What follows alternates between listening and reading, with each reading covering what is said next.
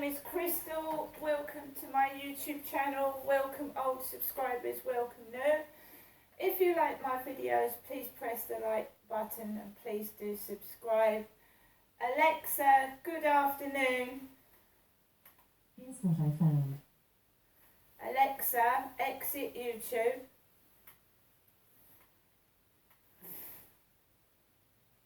Alexa, good afternoon. Good afternoon. Alexa, celebrity birthdays. Today's famous birthdays include Dominic Gutierrez, British actress Lily James, American professional wrestler Ashley Fleer, American singer, rapper, songwriter and record producer Pharrell Williams, and Indian actress and politician Rashmika Mandanna. Right guys, Alexa, what's the time? The time is 1:08 p.m. Right, Crystal has been busy gathering evidence. I'm going to have to move out of this flat without a shadow of a doubt, with or with help from somebody else or not. So basically I've been busy getting the police incident numbers, the texts and emails from the police. I've been getting evidence of my identity, my documents to send to the council so that I can get out of here. Because obviously, you know, sending 12, 13 people to my doorstep is not acceptable. The police don't think it's serious. They've done nothing. I have not had a text message, a phone call or any update from Kent Police, which are based in Maidstone. Nothing at all. After I was threatened, nothing, absolutely nothing. So again, Alexa, what's the time? The time is 1:09 p.m. I've heard nothing from the Kent Police. I've submitted some information to Hyde Housing. So we'll see. Things take a slow process. And I was told on one occasion by my worker, Terry Pargeter. Her name was Terry Pargeter from West Kent Housing. She came out to Lansdowne Court and I was experiencing domestic violence. And she said, she phoned the landlord and the landlord said, well, we can't move Crystal because to move as an emergency, she would have to be physically attacked. The incident would have to be happening and then Crystal would have to bring the police to the landlord. So I just, in the end, with the help of my son, filled in an application to Medway Council and started bidding on properties. And this is where this place came about. And it was all hunky-dory for a week. And then the bullying started a week after I'd moved into this flat. After I'd given my mother my address and my phone number. That's when the bullying started, a week after I moved into this flat in Corey's Road. The first week I moved into this property, there was nobody above me at all. It was completely empty. As soon as my mum asked me to put my name, my address and my phone number on a piece of tissue, because my mum, you know the tissue inserts, the cardboard, she pulls them out and makes notes on them. So my mother, Jennifer, gave me a piece of cardboard and she told me to write the address and my phone number. And it was immediately after that that the family upstairs moved in and I started to experience horrendous noise. And then when I put up with it for months, and then I discussed it with my son, and my son told me to put a note on his doorstep. So I didn't go upstairs, knock on the door, I didn't talk to him face to face, I put a note on the doorstep. He chose to ignore it, which is fair enough. I found out that his children had autism and I felt upset and I wrote another note saying if you need any help, you know, I'd like to resolve this issue. Still, it wasn't acknowledged. It wasn't anything nasty. It wasn't like banging on this door upstairs and threatening him. Nothing like that. It was a letter saying, please, I suffer from chronic pain. The noise that your children are making is unbearable. I can't live like this. It did stop for a while. It stopped for a while, and I managed to live quietly and peaceful in my flat for months. Then it started up again, that it was every weekend, and it was, so you get a week respite from it. Then at the weekend and then I started to experience rude text messages, throwing things on my balcony, throwing things off the balcony, and I felt intimidated. So I wrote an email to the housing asking for help, and it's a continuous, horrible process that in the end results in nothing. Nothing. No one came out to me, no one consulted with me, no one spoke to me and asked me how I was feeling or what was happening from Hyde Housing. Okay, so I was just left with it.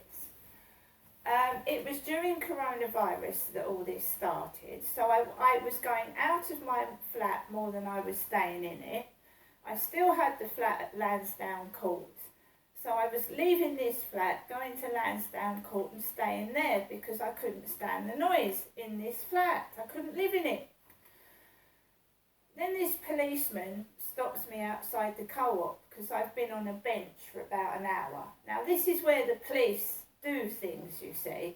When they think you're being a vagrant or a nuisance, then they'll move you on from a bench. But now I'm suffering severe harassment, no one's doing a thing. So I was sat down on a bench, messing around with my mobile, taking photographs of the scenery, and this police officer comes up to me, and he's about 6 foot tall. He's a handsome policeman with dark black hair. And I'm a woman sat on a bench, and he comes up to me and he goes, someone in the co-op has reported you for sitting on this bench. They're worried about you. I said, well, why, if they were worried about me, why didn't they come out of the co-op and ask me why they was worried about me? Because that's the first thing you think of, isn't it? And then he said, have you got mental health issues? I said, why are you asking me that? You don't know me. I said, can I take your name, please? And he went, I'm PC Jack Daniels, which is a whiskey that my ex at Lansdowne Court used to drink. Jack Daniels. I don't drink heavy spirits. I drink socially at Christmas and birthdays, etc. So he was PC Jack Daniels, was he? I said, is it illegal to take photographs? No. I said, well, what are you doing? Someone in the co-op reported you for sitting here too long. Too long? How can you sit too long on a bench? He said, can you tell me why? I said, I'll be quite honest with you. I've got a noisy neighbour upstairs. The builders are making so much noise, I can't stay in my flat. He says, well, it sounds like you've got a housing issue there. I went, yes, I've contacted the housing. Nobody's interested. So I was basically ticked off for sitting on a bench too long. The police, they can be bothered to come out in a riot van. One police officer gets out and tell me to move on from a bench, but they can't investigate and find out who's harassing me, which is ridiculous, stupid. So I've submitted an application form to Medway Council to move out of here. Now this happened to my sister 6 times. My sister Amanda was harassed and my dad admitted it. He said, what's happening to you? It happened to your sister Amanda. She had rubbish thrown at her. I've had rubbish thrown on my balcony. They threw rubbish at my sister, called her names, laughed at her, and she had her purse stolen. And her husband they were moved 6 times for bullying and harassment. Someone needs to find out and investigate who's Who's doing this? Dogs barking again. Every time I speak, they send the dogs out, guys. They send the dogs out to bark over me. That's the flat downstairs, that is. What are they barking at? Let's see what they're barking at.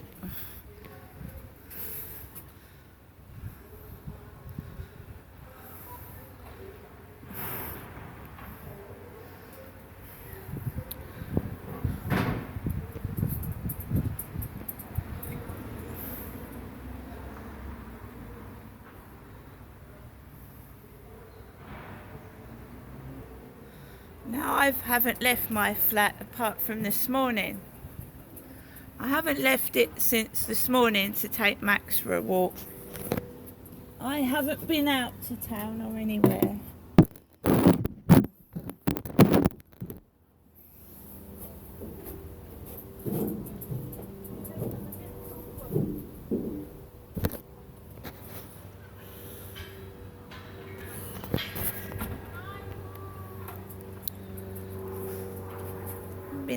Been out at all.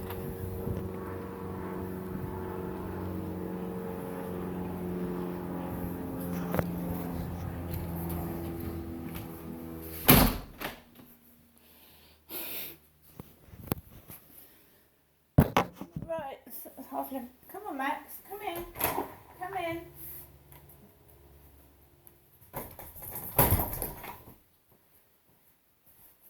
There's a lady in Foley Apartments and she's got darker ginger hair and she's about 70. Right?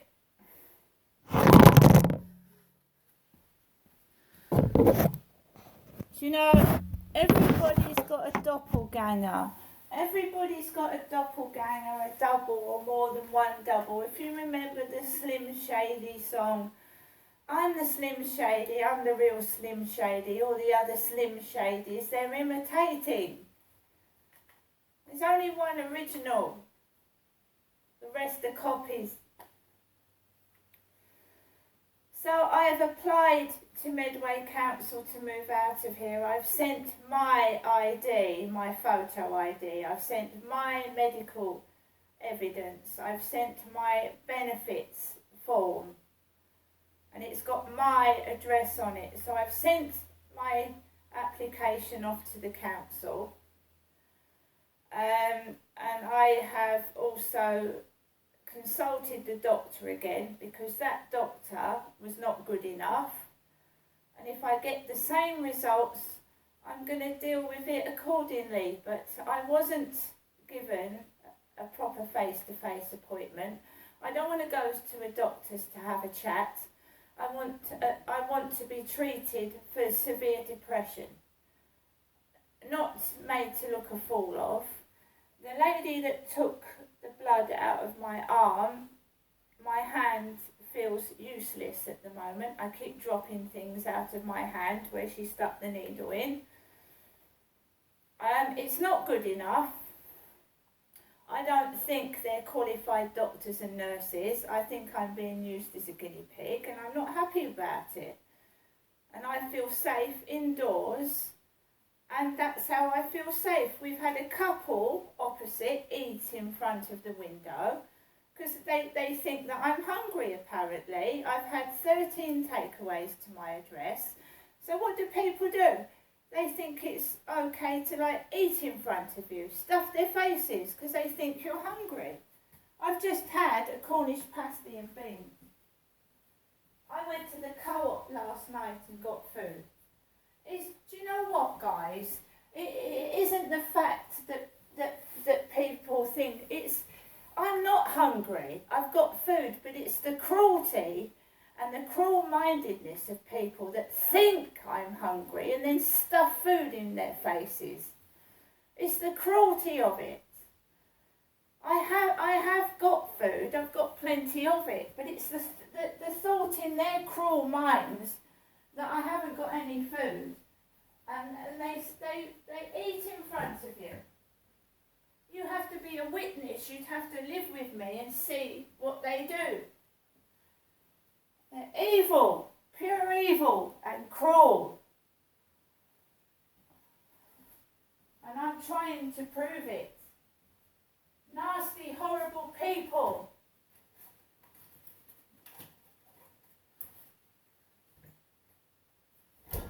Don't you think that's evil? Thinking someone's hungry, sending them 13 takeaways to the doorstep that they've got to pay for, and then people going through your YouTube videos, and then some of them, not all of them, thinking, oh, Crystal's hungry, I'm going to stuff my face in front of her.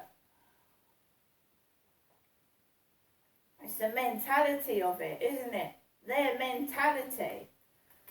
Are they fit to be human beings? I don't think so. Are they fit to be parents? Are they? These ones that are being cruel to me, are they fit to be parents? Are they fit to walk down the street?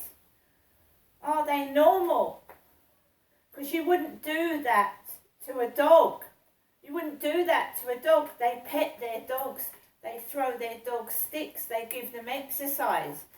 You couldn't say they're treating me like a dog, could you? They wouldn't treat their dog as dog shit like that, would they?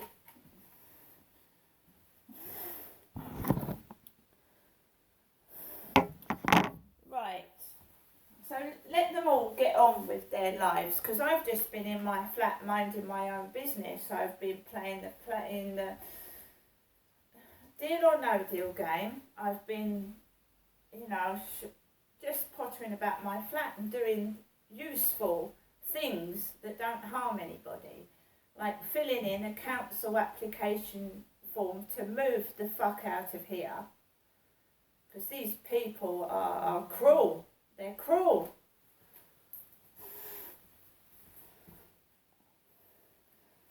So I filled in a council application form to move. I've filled in a doctor's e-consult form, and I'm going to keep contacting the doctors till they actually do something.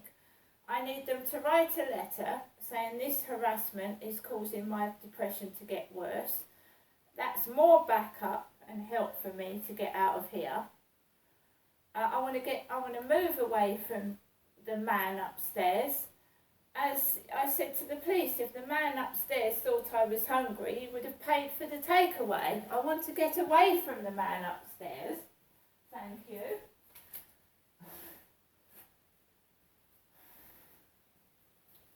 Now I've got to order my repeat prescription, because they stopped my depression tablets. Boots Pharmacy in Strood stopped supplying my tablets, thinking that I wouldn't be able to get hold of my depression tablets. And if you leave someone without their depression tablets, they can become suicidal. So they've just left me to my own devices. But I was born with intelligence, and I am now going to order my repeat prescription pills. I can't wait to move out of here, and I'm not going to make the same mistakes again, believe you me. And I will get out of here. I'll put a deposit on another flat and I'll get out myself. And I never ever want to live in such a nasty place again. I don't. See you later.